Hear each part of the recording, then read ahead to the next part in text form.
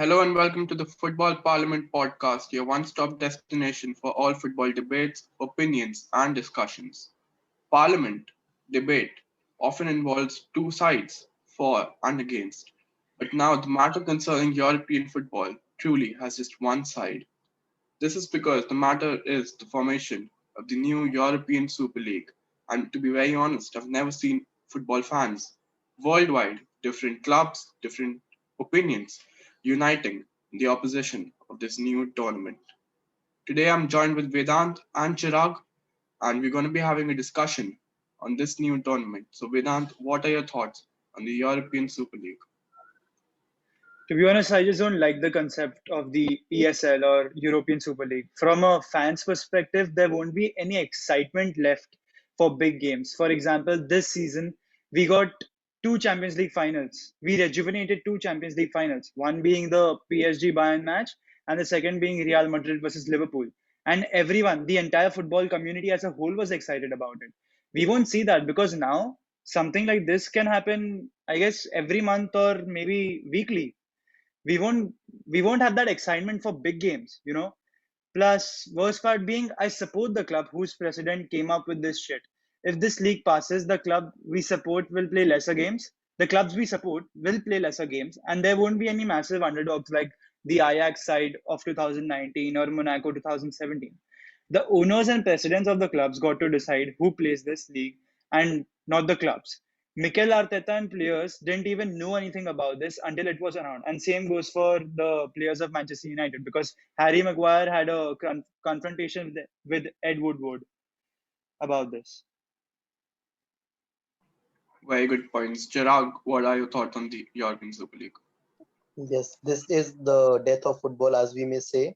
But just stating the points of the 15 clubs that are joining, they are generally saying that it is in response of it is a revolt against the big teams or new format, the Swiss model of the UCL. If we see that if what is UCL doing from 2024, they are doing the same thing. They are bringing a format where 36 teams would be participating. Only one league will go, same as the Super League format. But the only difference is here all the 15 teams will be reserved, and the five teams would be changing. But in UCL, only few spots will be reserved for elite clubs. Both of the parties here are looking for money, and this is the most disgracing part, that this league or the game is being put in as money more than fans. Right. Just as now you said that elite clubs, before even we get into the uh, understandings, the frameworks of this particular competition, I fail to understand what are the elite clubs here, because you've got Arsenal, you've got Tottenham. I mean, when have Arsenal and Tottenham even finished in the top four last? Arsenal haven't since probably 5 years. Tottenham haven't last year. They are doing poorly this season as well. When was the last time Tottenham even won a trophy? Has Arsenal or Tottenham even won the Champions League trophy yet? Has Manchester City done that? How are these clubs exactly the elite clubs? I fail to understand. I'll answer your question. Actually, for as I said, they have made the game more of a business. So the club that has more money is an elite club for them.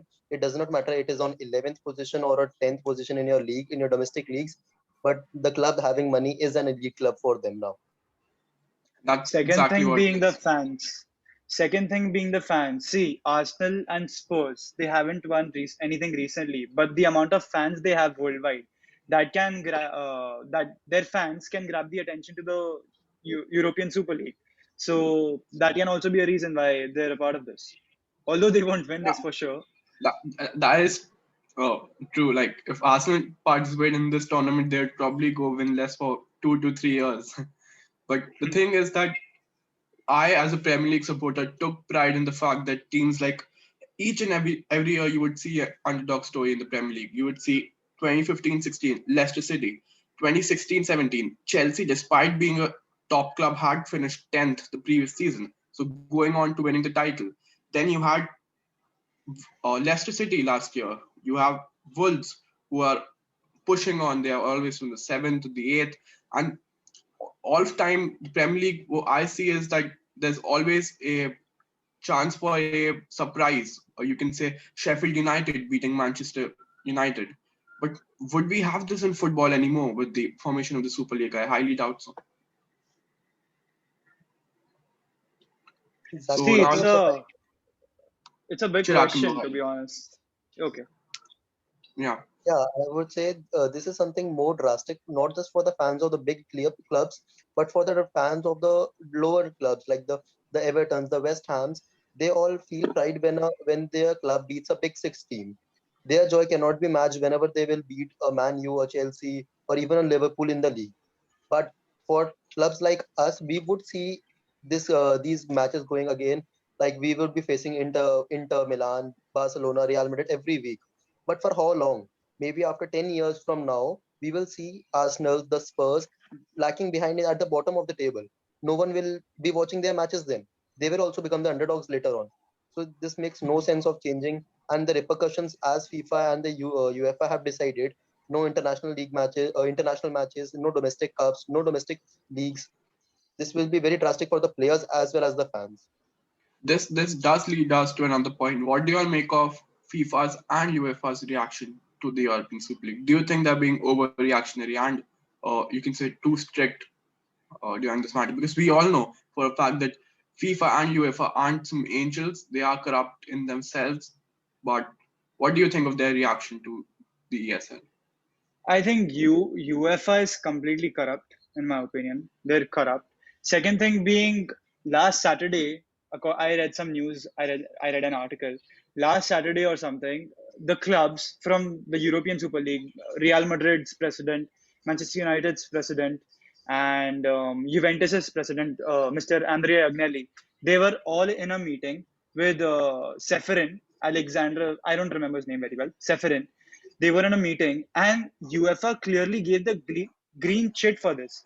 And I don't understand. The papers were literally signed in front of them. So I don't understand why are they against this now?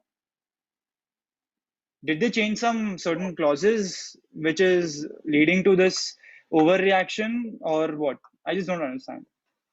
Yeah, And that was basically, exactly what the UEFA president came out to say, that he never realized that he was working with snakes in his own word.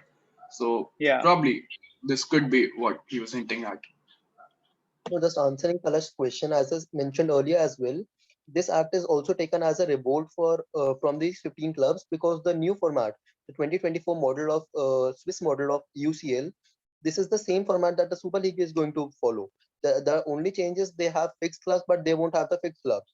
So I don't know how is UCL reacting so much to this. This is an overreaction to the fact to the rules that Super League has performed. The only thing that is concerning the UCL bodies is they won't be able to put bucks in their pocket now because a new society or the new board will be formed that will be taking all the bucks, and these current members of the UCL or the UEFA or FIFA would not be able to get in their bucks. But the main problem here arises is no one is thinking about the fans. The only thing they're concerned about is their own club, their own pockets, and no one is concerned about the fans. Yeah, this brings me to another point. Chirag, what do you think of the rumors, you can say, because there's nothing confirmed yet, about Chelsea and Manchester City potentially withdrawing from this league, but being unable to do so because they aren't finding support from any other top six club? What do you think about this? Yes, since the first day the Super League announcement was made, then the rumors of two English clubs revolting against this were very eminent. There were also news that Man City and Chelsea were forced to join the league because they did not want to feel left out from the elites of the game, as they have termed those teams. So just to stay among them, they took the initiation and were in the part of the league. But now reports are there that they would start a revolt against the Super League itself. They would try to convince other teams as well to not to participate in this, and this is what fans would love. According to me, Chelsea and Man City are being faced on whole Twitter for being named as the oil clubs or maybe the big man clubs because our owners are something way too much rich than the other ones. And maybe if City and Chelsea do revolt and are successful in stopping this league, then surely the title of the big clubs or the oil clubs would be removed, and that would be something very, very generous from these clubs. Yeah, that's quite true because I think Chelsea and City were the English clubs who were being blamed for ruining football till now. And if these clubs manage to pull out this U turn into the European Super League, the public sympathy and the narrative of ruining football, and the oil clubs would definitely change. Speaking about that, it's just out now. Probably by the time this video comes out, this wouldn't be so breaking, but the FIFA president has spoken. He says that we strongly disapprove the creation of a Super League, which is a closed shop, which is a breakaway from the current institutions. There's no doubt of FIFA's disapproval. There's a lot to throw away for maybe the financial benefit of some. People need to think very carefully. They need to think not just about the shareholders, but about the fans. Completely true. See, the way UEFA and FIFA are reacting to this, I just don't understand why. I mean, European Super League isn't something that just came out of nowhere. Even in 2018, there were demands of there being a European Super League by the presidents of some respective clubs which are taking part in this. So this is not an entirely new concept. And even Wenger, Arsene Wenger, in 2008 or 2009, he predicted that something like this will come up in the next 10 or 12 or 13 years. Yes, the talks have been from since the last 20 years or 15 years. Something has been going on. This is not a, 1 day or 2 day project that they decided a day back and they announced the next day. It has been in progress since 15 or 10 years minimum, and everyone knew that uh, this is coming up. Plus, in my opinion, I think COVID-19 is also responsible for this European Super League because clubs like Real Madrid and Barcelona, who don't have any certain owners, they need to fill in, they need to, how do I say this? They need to pay up their debts because Real Yeah. Madrid have a total debt of 911 million, my club. And out of that, 300 million is short-term debt, and that needs to be paid in the next 5 or 6 years. So how do they do that? Even if they win the Champions League or La Liga. That's Yeah, why the talking European about Super League was there. yes, talking about Real Madrid. Palash, what are your views on Perez? Like, he is the one to be targeted for this. He is the chairman of the ESL, the I newly mean, formed ESL. I read it somewhere that, bro, you're like 74 years old. You've got some years of your life left. Just live it in peace. Why are you chasing money yet? What are you even going to do with so much money? I mean, I'm totally disgusted with Florentino Perez. I'm sure Vinant, even as a Real Madrid Even fan, as a must be Madrid fan, I'm disgusted. absolutely. This ESL is dreadful. I just don't like the concept It's at a all. shame. I'm disgusted at Joel Glazer. I'm disgusted at Ed Woodward, and it's totally shifting the beautiful European game, the English game, everything to American style of what they'll now call as the soccer. European Super League is soon going to be ESL, but for European Soccer League, don't be surprised if that happens, because it's being financed by JP Morgan Bank, which is American. Yeah, there's Joel Glazer, who's American. Then you've got obviously Liverpool's owner FSG, who's American himself. So the way it is looking is that they're going to change beautiful game to franchise football, and not something that we would like to see. So, like both of you, we have talked about the cons of the Super League. Do you find any kind of pros or any benefit of the Super League? Like anything exciting or something? Any point? For the fans, I don't think so. For the clubs, yes, there are a lot of points for the clubs. Financially speaking, clubs like Madrid, Barca, and I guess Manchester United also have debt. That can be cleared really soon because all of them are short-term debts, and this is, I think, a long-term solution. The Super League, it's a long-term solution, and probably even the players who are playing for these clubs, they can have better contracts, and I guess the pocket money would increase for these clubs. They can spend So heavy again. I would just like to add, Talking about if the fans, Super I don't think there's League, literally any benefit for the fans, because I've had some of my friends saying that, okay, you get excited for, say, Chelsea versus Real Madrid, but that happens once a year. Now, wouldn't you like it if it happens like once a month? I was like, bro, the relevance, the significance, the importance of such matches is because of its rarity. It is because it happens once a year. Chelsea and Real Madrid are not going to face each other more than probably once or twice a year. That's why it's such a big fixture. If it happens each and every week, will it even be valued anymore? Certainly not.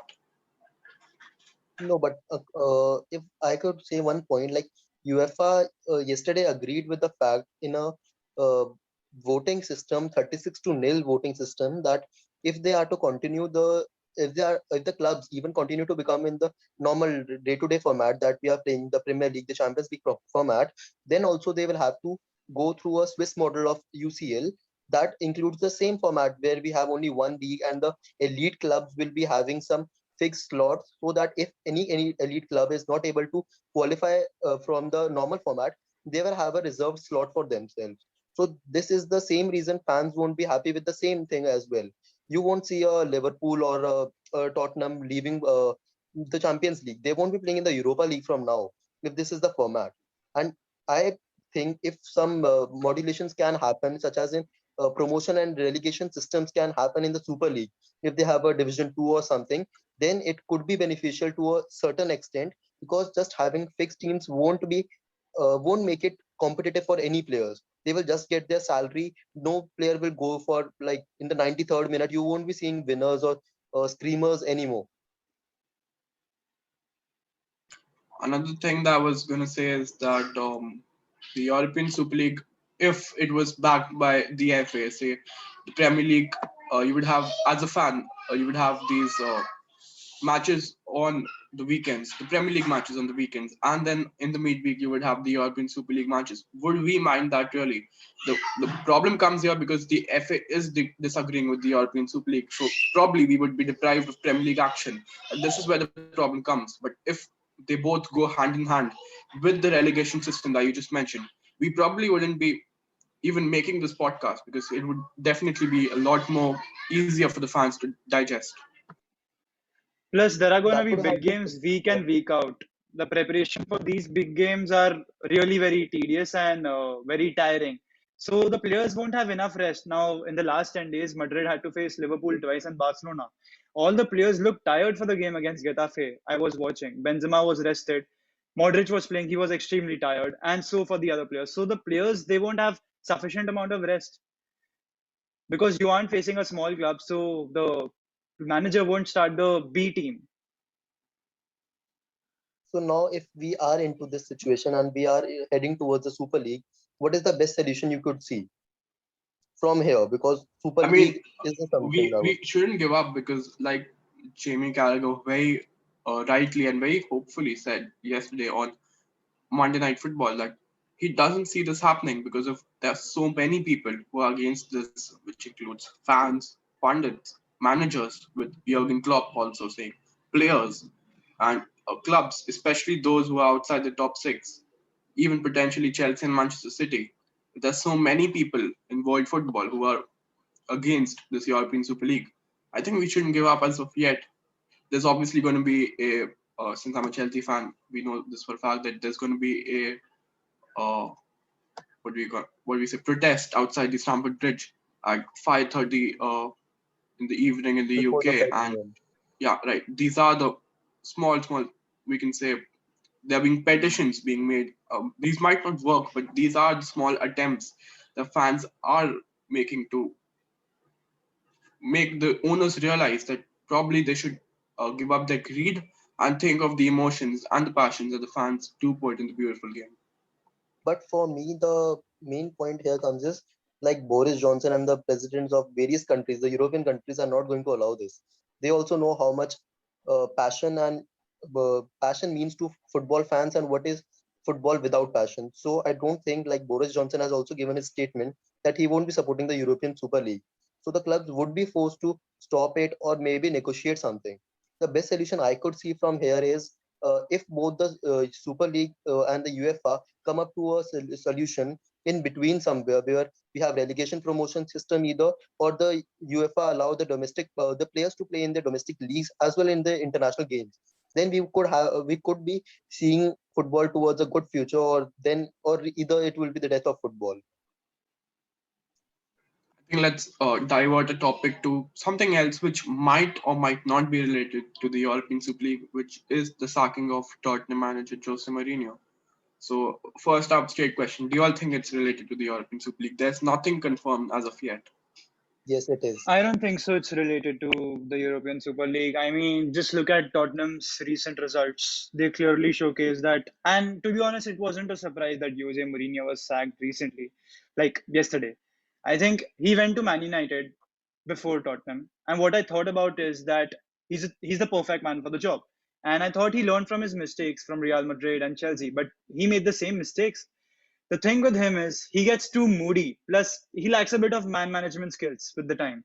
One day he's your best friend, the other day he doesn't like you. I kind of agree with But Paul Vedant, Pogba on Vedant, this. the thing is that Hmm. Tottenham haven't won a trophy since 2008, and Mourinho has guided them into the finals of the League Cup, which is, I think it's on the 25th or something. So it is And coming. it's And against Mourinho's Manchester record, City.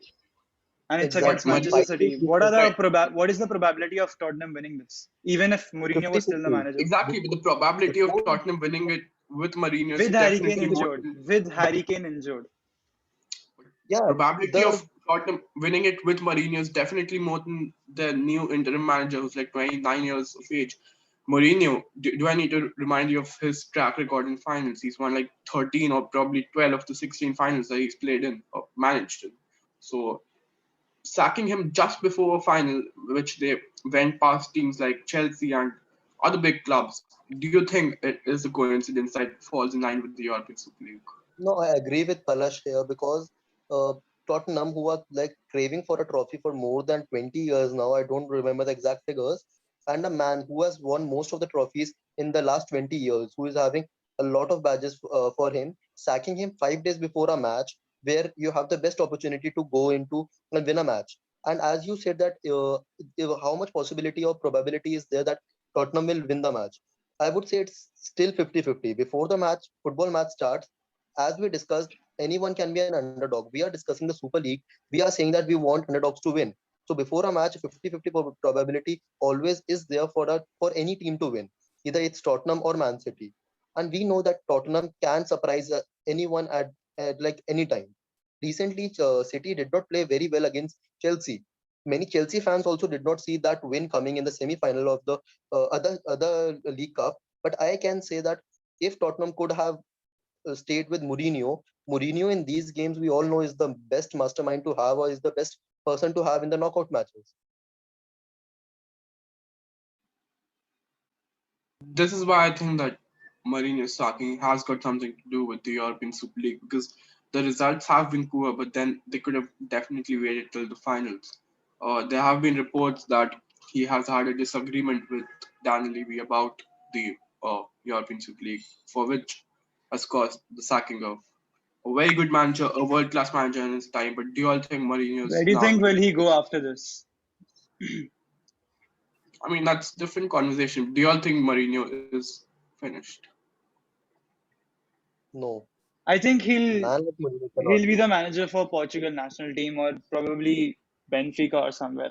I think he's lost that stardust, to be honest. I just feel like that. That opinion I can't change. But I feel he can pull out a Porto again. I don't know why.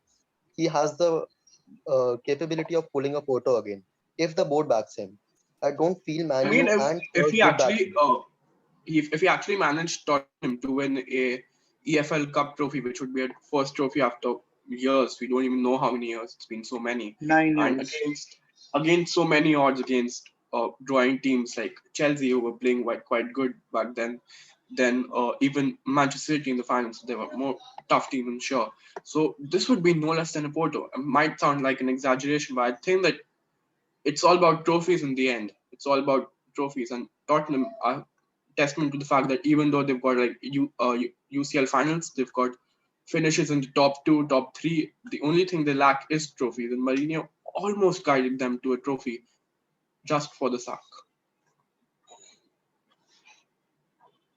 Just saying, is there a possibility of like we know by Hansi Flick is leaving Bayern Munich? Any possibility of Mourinho moving to Bayern? He has the best players. He will have everything there. There is a chance, but I don't know. We can't say I anything. don't know.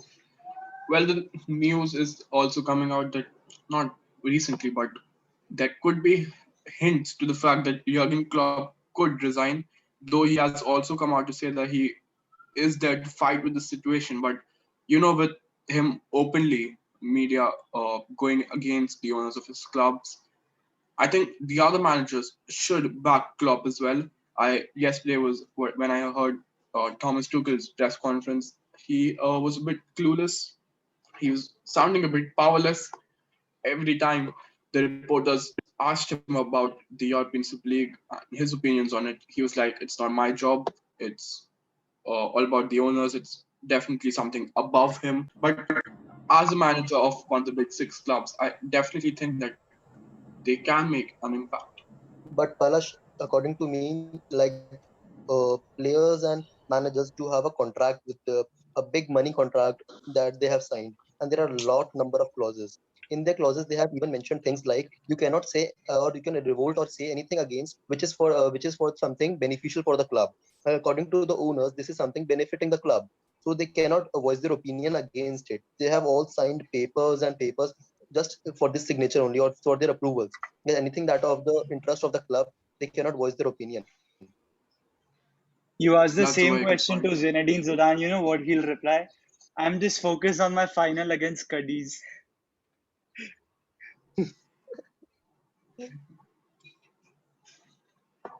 So, do we have any points for discussion remaining?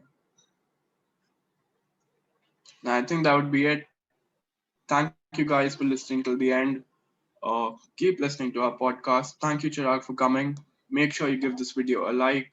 Comment down below your thoughts in the European Super League. And for more top quality football content, keep listening to the Football Parliament podcast. Until next time, I'm Palash signing off. Thank you. Thank you, guys.